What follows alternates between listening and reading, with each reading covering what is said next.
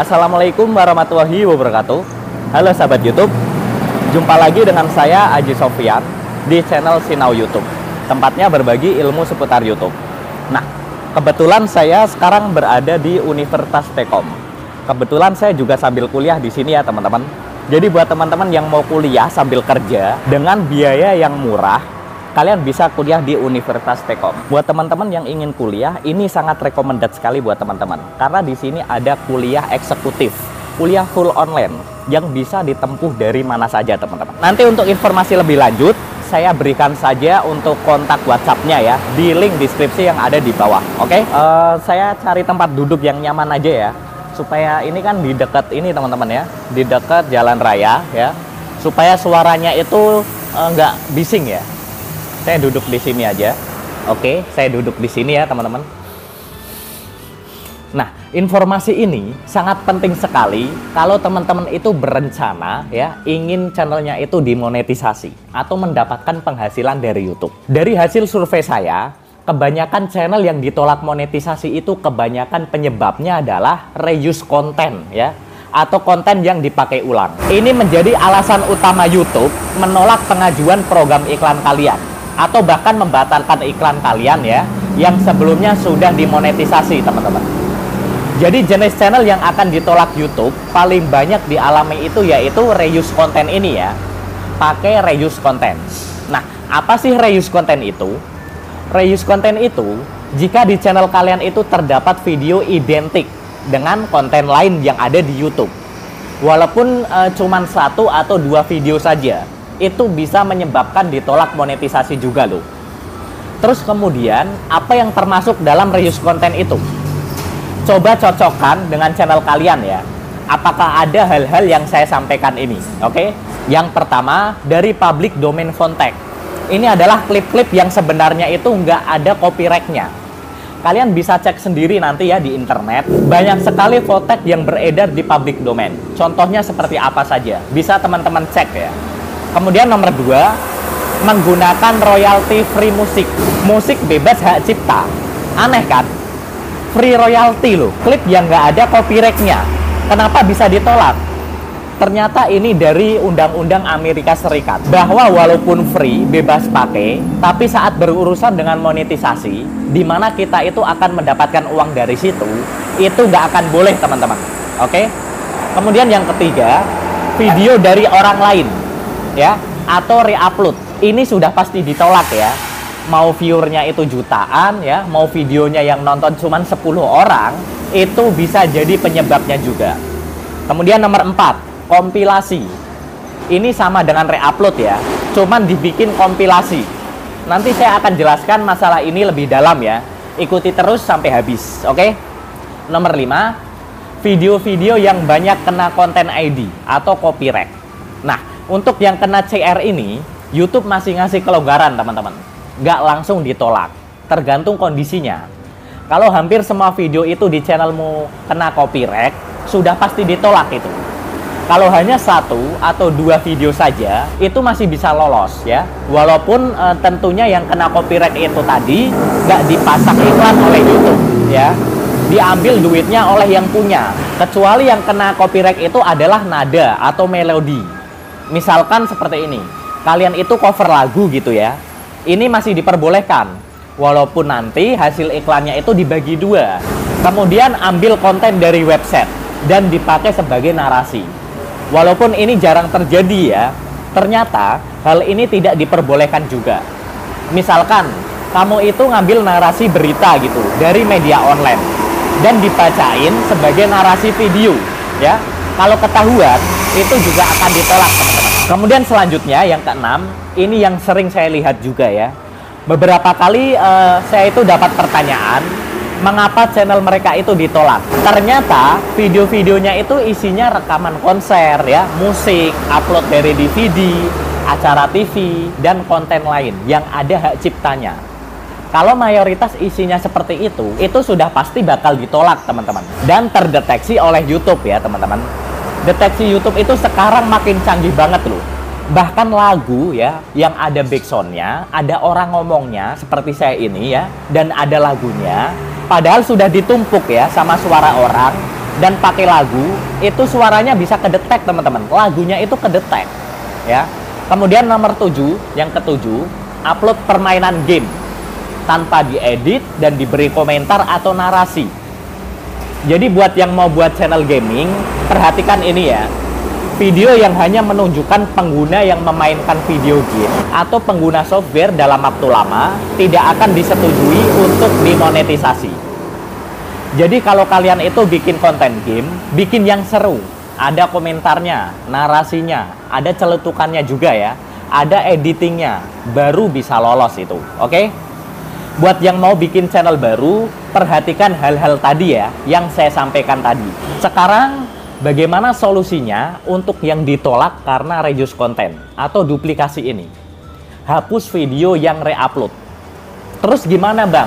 Kalau semua videonya itu re-upload. Nah, itu yang bikin pusing teman-teman. Pusing kalau begitu ya. Masalahnya, kalau yang dihapus itu semua videonya, watch time-nya juga, jam tayangnya juga akan hilang. Hilang semua, jadi 0 teman-teman ya. Kalau mau diajukan ulang juga belum tentu diterima. Karena untuk pengajuan ulang ya, kita itu cuma diberi waktu 30 hari saja ya. Kalau saran saya sih, lupakan AdSense ya. Manfaatkan aja channel kalian itu untuk hal lain yang bisa menghasilkan. Mau jualan online ya, kemudian linknya dipasang di situ, promosi apa gitu ya. Atau kalian bisa bikin channel baru dan kemudian promosiin di channel kalian itu. Seperti itu ya. Kalau mau bisa diterima selama masa waktu sebulan itu ya, kalian terus upload aja video original yang berkualitas, baru ajuin ulang. Ini biar YouTube itu bisa terbujuk dengan video-video baru kalian ya, yang sekarang seperti itu. Itu untuk yang ditolak karena re-upload tadi, oke? Untuk video kompilasi, ini yang paling banyak banget ditanyain ya teman-teman. Kok kayak channelnya calon sarjana gitu ya, atau YouTube crash, itu kok aman-aman aja bang, dan channel sejenisnya itu kok masih bisa dimonet. Begini teman-teman, channel calon sarjana itu ya, itu dibuat tahun 2016 kayaknya ya. Itu artinya jauh-jauh hari sebelum ada aturan baru. Jadi saat bulan Februari 2018 itu ada kewajiban 4.000 jam tayang dan 1.000 subscriber. Nah, saat ada aturan baru itu, channel mereka itu sudah lolos monetisasi. Jadi nggak ikut peninjauan lagi, karena sudah memenuhi syarat teman-teman. Terus, kenapa masih ada iklan yang nongol? Kan re-upload. Itu karena mereka itu berlindung di dalam sistem fair use ya. Nanti saya akan jelaskan ya di video selanjutnya masalah fair use konten ini. Penggunaan wajar ya. Penggunaan wajar konten itu seperti apa? Penjelasannya nanti ada di sini ya. Jadi fair use konten itu masih diperbolehkan oleh YouTube teman-teman. Selama kita itu bisa memberi nilai baru dalam video re-upload tersebut. Kompilasi itu masih aman ya, masih aman kalau kita itu bisa menggunakannya, memakai fair use konten itu. Oke, seperti itu ya. Memberi nilai baru itu, contohnya seperti gini. Kita itu ngasih komentar di videonya ya, ngasih narasinya ya, kemudian diedit ulang, jadi nggak murni re-upload gitu teman-teman. Tapi kalau saya perhatikan sih kebanyakan channel-channel yang kompilasi seperti itu, ada beberapa video di channel mereka itu yang nggak muncul iklannya teman-teman. Saya pernah menemui ya, kemungkinan nggak layak iklan mungkin ya, atau kontennya itu kena copyright claim. Jadi buat channel-channel kayak calon sarjana ya, dan channel kompilasi lain ya yang nggak melewati proses peninjauan itu mereka beruntung teman-teman, karena aturannya belum ada saat itu. Mereka sudah lolos dulu ya, sudah diterima dulu menjadi program partner YouTube seperti itu. Tapi jangan salah ya teman-teman, peninjauan channel itu ternyata juga dilakukan secara berkala. Channel apapun bisa kena dismonetisasi juga kalau melanggar aturannya. Sekarang pertanyaannya, terus apakah kalau sekarang kita itu bikin channel seperti kompilasi bisa dimonetisasi bang? Secara teori sih bisa ya, karena ada sistem fair use konten tadi.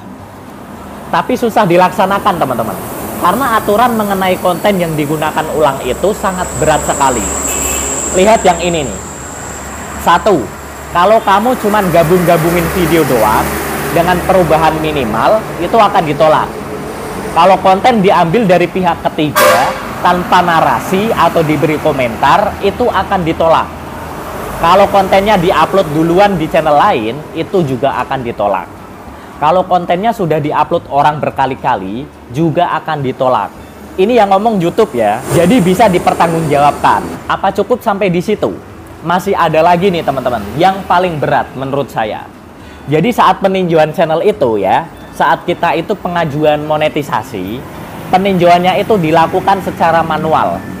Jadi sebagus apapun kamu edit videonya, walaupun bisa lolos konten ID YouTube, tapi nggak akan lolos dari mata dan kecerdasan manusia karyawan YouTube ya, yang bekerja sebagai bagian peninjauan. Jadi menurut saya, saran saya sih hindari konten-konten yang saya sebutkan tadi ya, yang saya sampaikan tadi. Karena itu rawan ditolak monetisasi teman-teman. Dengan sangat berat hati ya saya sampaikan, saya tidak bermaksud menakut-nakuti atau menurunkan semangat teman-teman ya. Saya hanya ingin apa yang kalian kerjakan itu nantinya itu nggak sia-sia teman-teman. Oke, seperti itu ya. Terus kemudian ada juga jenis channel yang bakal ditolak lagi nih. Nomor 2, impression atau peniruan identitas. Pura-pura jadi siapa gitu. Bikin channel baru pakai nama artis atau pakai nama YouTuber yang subscribernya itu banyak. Apalagi kalau sama persis, sampai video-videonya juga di-reupload. Kalau ada yang bikin seperti itu, channelmu itu pasti akan ditolak karena meniru channel lain. Bagian mana saja yang meniru? Niru-niru avatar yang sama ya, meniru foto profil ya, nama channel yang sama, banner yang sama, thumbnail yang sama, video yang sama. Intinya pokoknya kalau channel kalian itu membingungkan orang dengan meniru channel lain, itu akan disikat juga oleh YouTube. Solusinya, jadilah dirimu sendiri, bikin yang beda, jangan mirip-mirip ya, apalagi sama dengan channel yang lain. Seperti itu ya teman-teman. Selanjutnya, ngakalin dapat viewers, beli view, beli subscriber, sub for sub, bayar orang buat nonton videomu, nyetel videomu sendiri tanpa ditonton. Jadi kamu pakai laptop gitu ya, setel videomu, tapi sambil buka tab banyak gitu, ditonton di situ, terus diputar sendiri di playlist. Hati-hati teman-teman, ini bisa dianggap spamming ya. Nyari viewer dan jam tayang pakai cara akal-akalan. Saya ngomong gini karena saya itu udah pernah coba dan itu sangat bahaya teman-teman. Nggak usah iseng-iseng pakai cara-cara seperti itu ya. Nantinya itu juga akan bisa terdeteksi juga oleh YouTube teman-teman. Oke? Selanjutnya video spamming. Ini terjadi kalau kalian itu upload video yang isinya mirip-mirip dan hampir nggak ada bedanya secara berulang-ulang. Contohnya kayak gini, bikin video belajar berhitung dengan menggunakan kelereng gitu, belajar berhitung menggunakan biji, menggunakan tangan, ya dan sebagainya. Ini beresiko ditolak, terutama kalau perilaku penontonnya itu bisa menebak isi video itu bakalan sama. Ini bisa dideteksi juga oleh YouTube ya sebagai spamming. Saya pernah menyarankan untuk coba bikin video berdasarkan video yang lagi rame di channel kalian ya. Saya pernah menyarankan seperti itu. Itu bukan berarti harus bikin video yang sama ya, tapi ambil topik pembahasannya aja yang masih ada benang merahnya. Bikin yang unik, judulnya juga bikin yang berbeda. Terus solusinya, daripada kamu itu bikin video yang sama dan cuman beda-beda sedikit, bikin video yang unik aja. Seperti itu teman-teman ya. Terus kemudian thumbnail yang menyesatkan atau clickbait ya. Ini maksudnya thumbnailnya itu nggak nyambung sama isi videonya, membohongi penonton. Ini jelas dilarang oleh YouTube teman-teman. Ini juga bisa bikin channel kalian itu ditolak. Jadi bikin thumbnail yang sesuai sama isi videonya. Tulisannya juga harus bisa kamu buktikan ya di dalam videonya juga. Oke? Penyebab lain ditolak biasanya itu karena tidak sesuai dengan pedoman atau panduan YouTube. Kontennya yang tidak ramah iklan dan sebagainya. Seperti itu. Jadi itu tadi ya penyebab channel kita itu ditolak monetisasinya oleh YouTube. Kalau ada kasus lain yang ditolak lagi ya dan belum ada kabar sampai sekarang, silahkan isikan di kolom komentar di bawah ya. Silahkan lanjut tonton video berikut nih. Siapa tahu bermanfaat juga buat teman-teman. Tetap semangat buat sahabat YouTube yang masih berjuang. Teruslah belajar dan terapkan. Maka kamu akan mendapatkan hasilnya. Sampai jumpa di video selanjutnya. Wassalamualaikum warahmatullahi wabarakatuh.